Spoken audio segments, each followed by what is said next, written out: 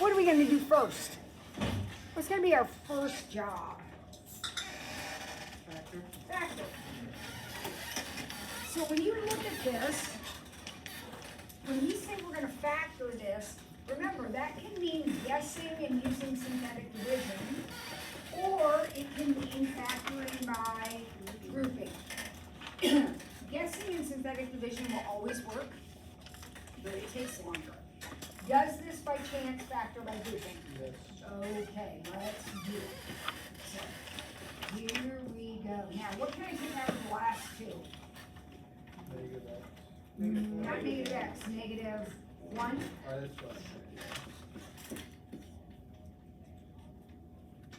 So then we got x minus 4 and x squared minus 1, which factors into plus and minus. Can everybody get to that point? All right, so now we got a couple of options. The way I was doing these problems the last time we were together, I was looking at a number line, and on the number line I was plotting negative 1, 1, and 4.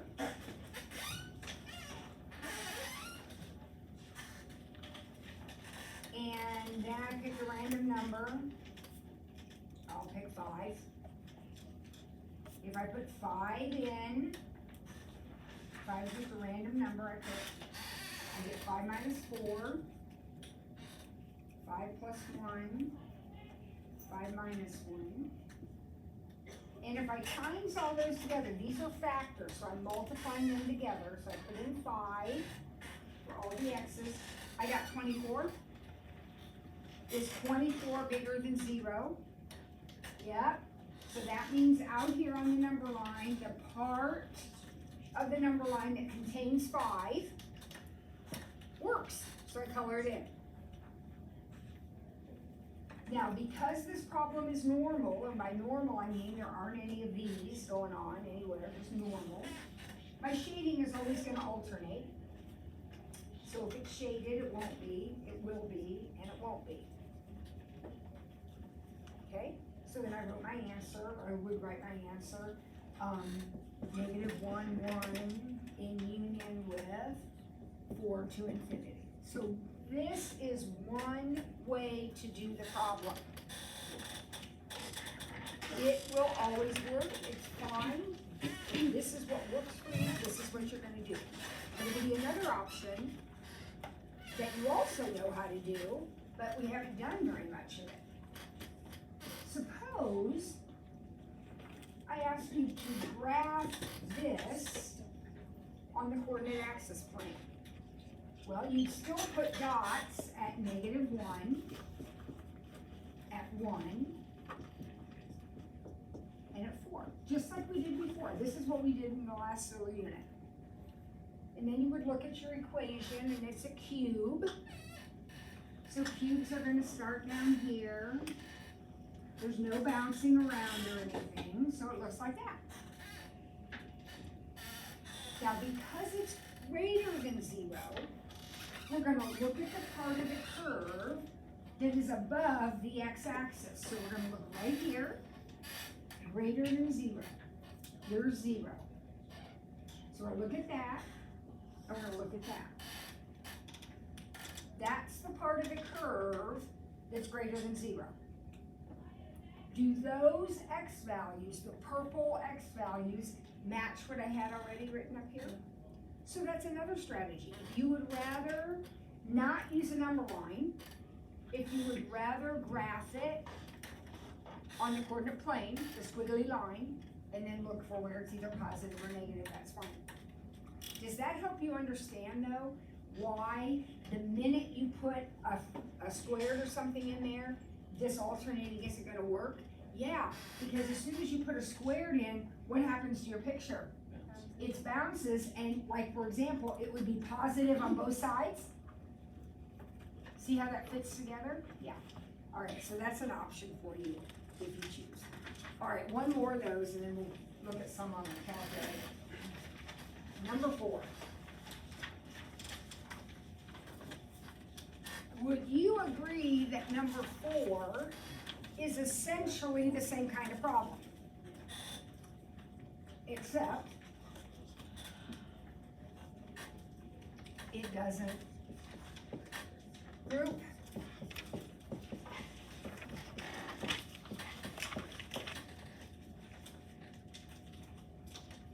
Right?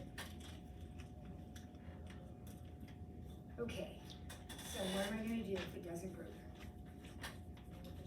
I'm gonna do my PRRs and take a guess and see what works. So there's lots of possibilities, lots.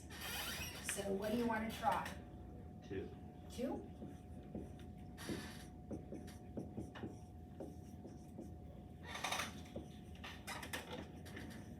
Some of you look really I don't think that's gonna work. Some of you look really tired today. This is invigorating. Well, I need another desk because that isn't gonna work, so. What? How about, let's try -2. What the heck?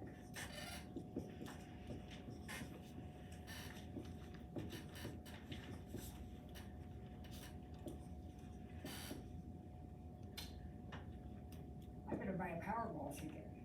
Oh, yeah. That's Right there. This for if you win the Powerball, you're gonna continue to teach. What do you think? Yes. Because I have a commitment to you. Oh, yeah. All right. Now,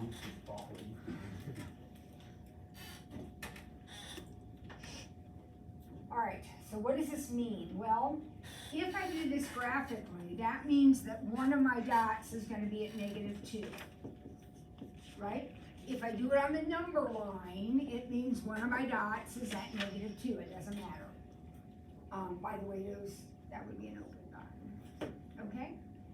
Now, where do I go from here?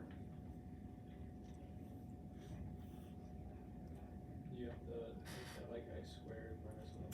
2x squared minus 11x plus 12, And then try to factor it. and hopefully it does factor. What do I do if it doesn't? Quadratic formula, well, I can do that anyway, but I'd rather factor it. How about -4 minus 3?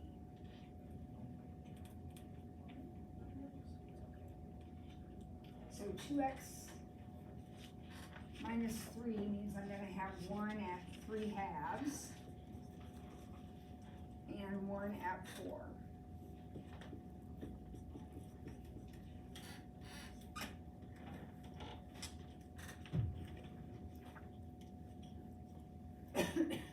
Isn't this just a regular old thing? So I'll just sketch it in. And this time, just like last time, I'm interested in where it's greater than. So that will be this part right here.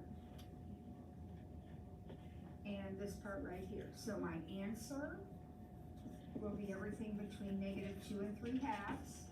And use parentheses, because those are open dots. Or everything from 4 to infinity.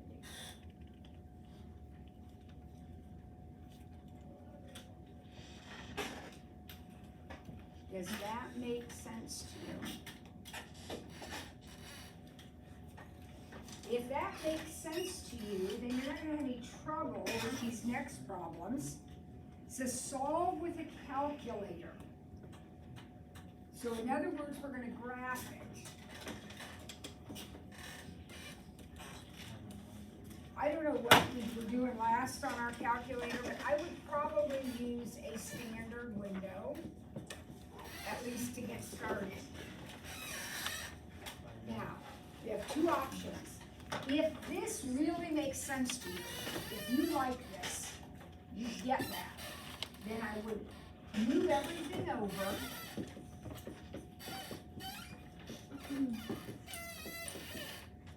Graph this on my calculator, something's not right.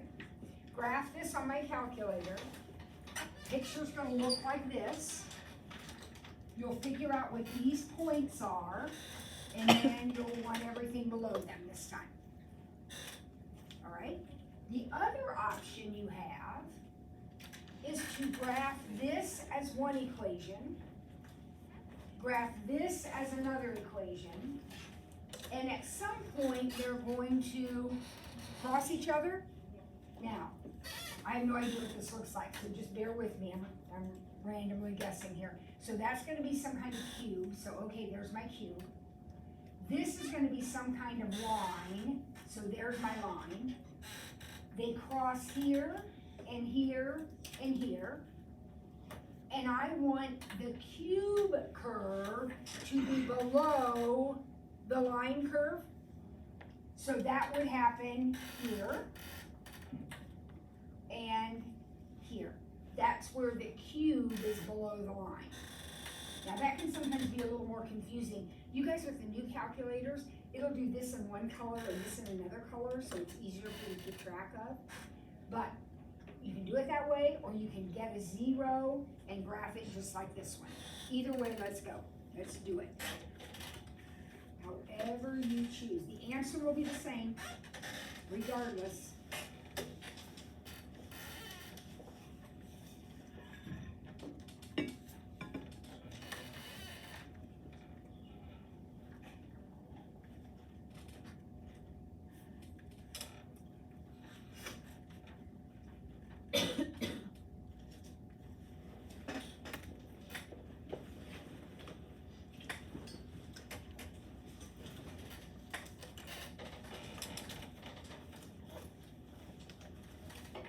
Remember that if you're using this method, you'll be doing second calc 0, because these are called zeros. If you're doing this method, you'll be doing second calc intersect.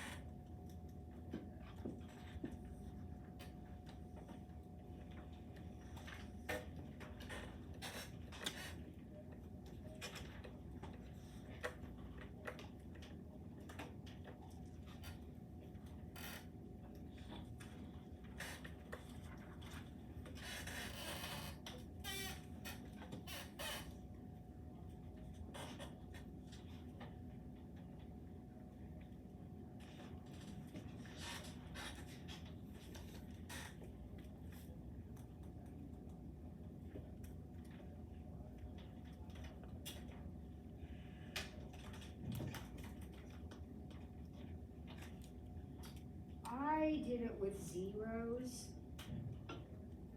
Not with the intersection, but with zeros. But either way, did anybody else get 0.32, 1.46, and 4.21? Perfect. So now we need to write our answer. So pay attention. We want to do less than 0. So this time, wouldn't we want this part of the picture and this part of the picture? They're closed in dots, so negative infinity to 0.32, parentheses on infinity, bracket on the 0.32, or 1.46, 4.21.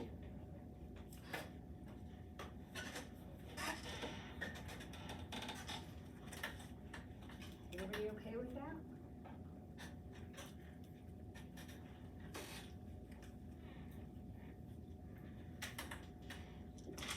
Let's try the first, number 6. It's actually the same equation. Did you notice that? One of them is asking where it's positive, and one is asking where it's less than or equal to 0. So let's graph that and see what happens. You do need the parentheses, so don't forget to put those in.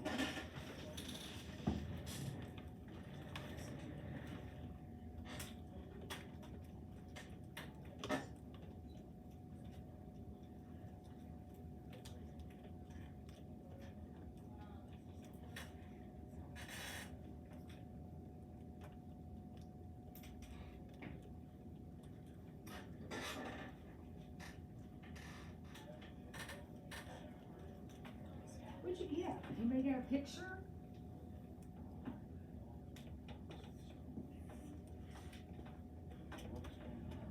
I got something that looked like this. Anybody else get that?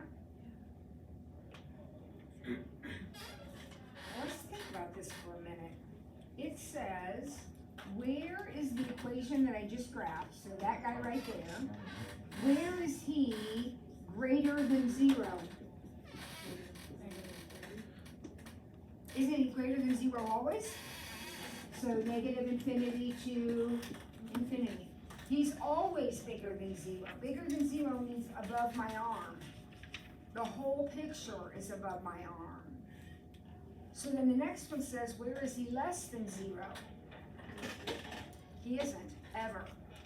And that makes sense if you look at the equation, because tell me about x squared plus 7.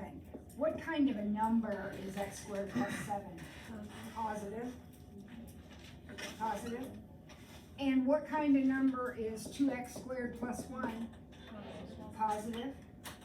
And if you multiply two positives together, aren't you going to be positive? Yep. Perfect. All right. Everybody okay? That's kind of a weird problem, but everybody all right with that? All right, now we're going to do, it's an easy problem, but it takes a little bit of work to get it ready to solve.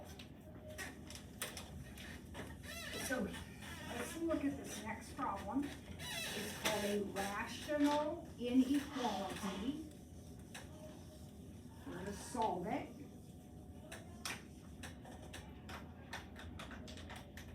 Here is what you cannot do. This is what you're going to be tempted to do. If this were an equals, I absolutely would multiply that over. That is what I would do if it were an equals. Because in an equation, I'm allowed to multiply by whatever I want. Now, you can't do that here. Because in an inequality, you're allowed to multiply, but there's a special little rule for multiplying in an inequality. What's that rule? If it's positive, A-okay, but if it's negative, you have to switch the sign, right? So if you had something like this and you multiply both sides by -5, you'd have to switch that sign around. But if you multiply by +5, you would leave it alone. What's the problem? There's an X right there. Do I know if that's positive or negative? So I can't multiply because I don't know if I should leave this sign alone or change it. You can't multiply. Don't do it. So what are we going to do? Well, step 1, we're going to subtract this 4 over to the other side. I mean, -4 from both sides. That's perfectly legit. Nothing wrong with subtraction. Now I have a fraction minus a fraction. So I'm going to go ahead and get a common denominator. So x minus 3 here, x minus 3 here. Now, instead of having two separate fractions, I can put these together now. They have the same denominator, so I can put them together. I'll have x plus 1 minus 4x plus 12.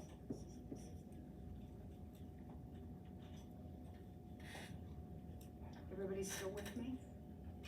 Wish I had a nickel for every time we forgot to change that sign. Remember, this is -4, -4 times both of those. So that's -4x plus 12. All right, so on top it looks like I've got -3x plus 13. And on the bottom I have x minus 3. -3x plus 13. Everybody okay? So I brought the 4 over, got a common denominator, now I have one fraction. So now I'm gonna go to my number line, and I'm gonna put 2 dots on the number line. One of the dots will be at 3, and the other dot will be at whatever makes that 0, and I always get confused with all that, so I write down negative 3x plus 13 equals 0, and solve it. So it looks like that other dot will be at 13/3.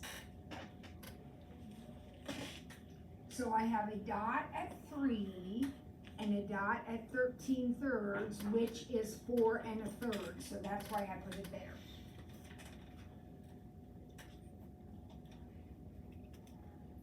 Now guess what I'm gonna do? Pick a number. What number do you want to pick? 0, love it. Best number ever. 0's out here. 0 would give me 13 over negative 3. Is that less than 0? So shade it. If that one's shaded, this one isn't, and this one is. Because the factors are stacked on top of each other, doesn't change, you can still alternate. The only time you couldn't is if you put a square on one of these, right? So my answer is negative infinity to 3, or 13/3 to infinity.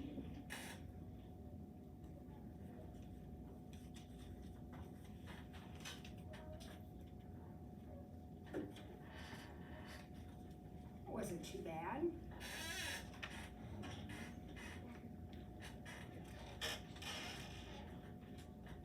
Let's tackle the next one. We can do it. I'm totally confident. What do you think you're gonna do first with this? This is an inequality, so keep that in mind. And what do you think we might want to do? Find a common denominator, which is gonna be easy. It's gonna be x plus 3, x minus 1. That's gonna be my common denominator. So this one is gonna need an x minus 1. And this one is gonna need an x plus 3.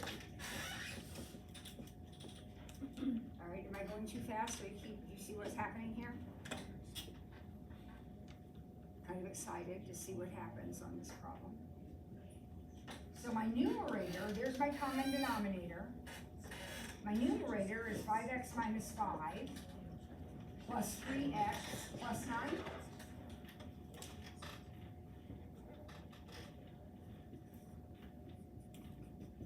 Which simplifies down to, 8x plus 4?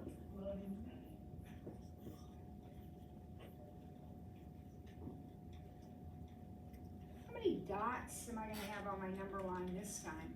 3. 3. I'm gonna have one from this x, one from this x, and one from this one. So where are those dots gonna be? We gotta make sure we get them in the right order on the number line. Where are they gonna be?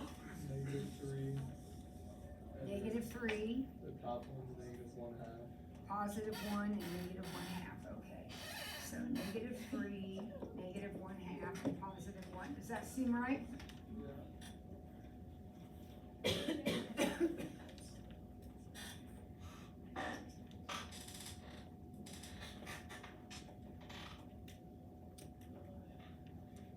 All right, I'll use 0 again. 0 is a fine number. When I try 0, which by the way would be right in here, this is where I'm checking. On top, I'm gonna get 4. And on the bottom, I'm gonna get 3 times negative 1. Is that less than 0? 4 over negative 3? Yeah. That's less than 0, so I'm gonna go ahead and shade that. Won't shade, won't shade, will shade.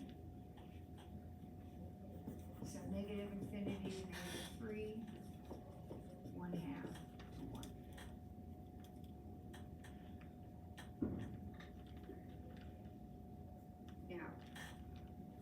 me stop, just before I add something in here. Who's got a question about anything we did there, is that all right? Nyla? I have a last question, could you like graph it, like on a coordinate plane? You can, but now remember, when you sketch something like these things with denominators, they're gonna have it's gonna be like the quiz you just took, there's gonna be asymptotes and stuff in there, but absolutely you can. Absolutely you can. Most people find that a little more awkward, than like just sketching a straight polynomial is easy, but you absolutely can do it graphically. Alright, I'm gonna throw a wrinkle in here, something that you have to be careful of. If this had been a less than or equal to problem, your gut feeling would be that the only thing that's gonna change is I'm gonna color in all those dots, right? Because that's what has usually happened. Be very careful, because in this problem, I don't care what that symbol is, can x actually equal -3? Or +1? No, because what would happen if x equaled -3? The denominator would be 0, and that is impossible. So even if this were an or equal to, the only dot that would get colored in is that one. Because the denominator dots that come out of the denominator are always open. They have to be open, because you can't ever be 0 in the bottom of the fraction. That's kind of a tricky little thing to remember. Denominator dots, open. Any 0 you're getting out of the denominator is gonna have to be an open circle. Okay? Man, we love math. Okay, number 9, here we go. Almost done. Dixie Packaging Company is contracted to design boxes. Oh, here's our box problem again. This is like the 15th time we've done a box problem. And you will have it on your exam. We already started working on the semester exam, and this problem is on it. Well, one like this. All right, we have a 20 by 25 piece of paper. Flaps are folded up. You remember how we do this, right? Cut out the X's, fold up the flaps, make the box. What size square should be cut from the cardboard? Oh wait, we want a volume of at least 600. A volume of at least 600. So how do we write volume, first of all, for this box? Length times width times height. So for this particular, what would the length be? 25 minus 2x. The width would be 20 minus 2x. And the height will be x. That's the volume, right? And we need that to be at least 600?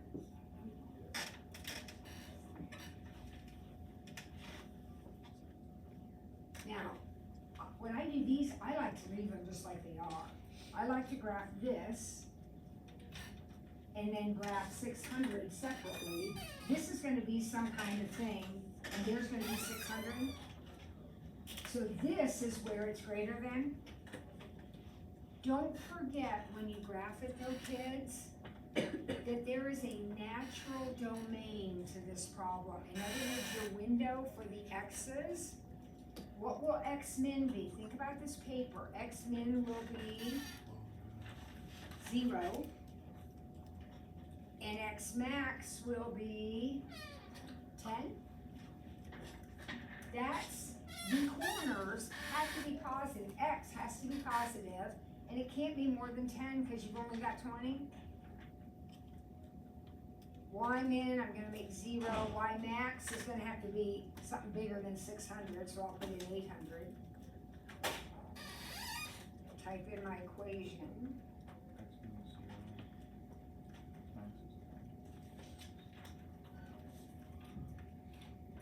And my second equation is just 600, and hit graph. So here's exactly what I see.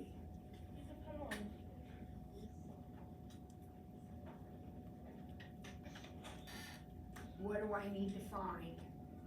Same boat. I need to find these points right here, right? So second calc intersect.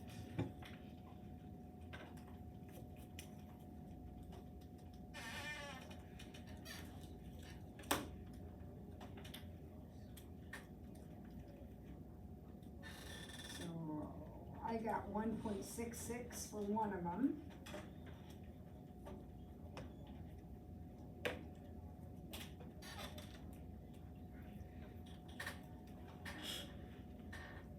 And 6.16 for the other one.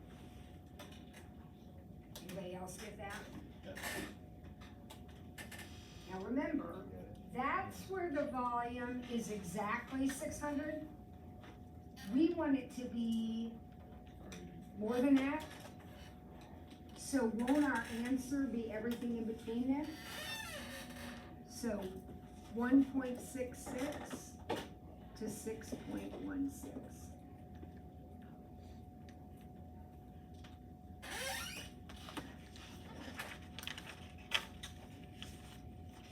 You okay? All right, we don't have time to do number 10, so we'll finish up. Number 10's our last one. So we will do that next time. What we can do right now, if you want, is a homework problem. If anybody had an issue with a homework problem, you can go ahead and do one of those. You have some homework due.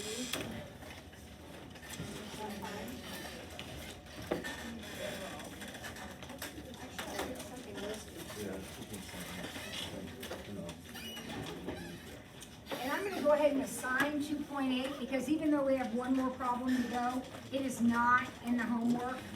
So 2.8 will be due Tuesday. We will start reviewing in our next class, reviewing the one after that, and then take a test. So I don't know when that's going to be, but I'll figure that all out with looking at the calendar and stuff. But that's our plan. So we're gonna finish up and review next time, review the next time, test the next time after that. 2.7 B. Quickly, I know some of you are packed up because you've got urgent places to be, I guess, I'm not sure. But I'm gonna look at 2.7 B, which actually is a calculator problem. So, I can do a couple of different things, okay? I can graph it exactly like it is. So put in this as one equation, put in this as another equation, and figure out where they cross each other. Okay, that's one option. I could also get it set equal to 0, leave it like it is, get it set equal to 0, and then look for where, I don't know what it looks like, but look for where it crosses the x-axis. If you are bothered by the x in the denominator here, you could take this equation, multiply everything by x, and then graph that one. So I don't know, what do you want to do? Well, I had it already set equal to 0, so. Right here? Yeah, I had everything set equal to 0, but I also had let out. Okay, so you have x cubed plus 5 minus 8x equals 0. I know that's not in the right order, but my calculator doesn't care. Okay, so y equals x cubed plus 5 minus 8x. Now, I gotta fix my window because it was all messed up from, you know, the thing I was just doing. So when I sketched it, Meg, I got a thing that looks like this. So there are 3 points of intersection. Okay. So second calc intersect, or excuse me, second calc 0, and that would be my answers. There'll be decimals more than likely, but you can get them right off your calculator.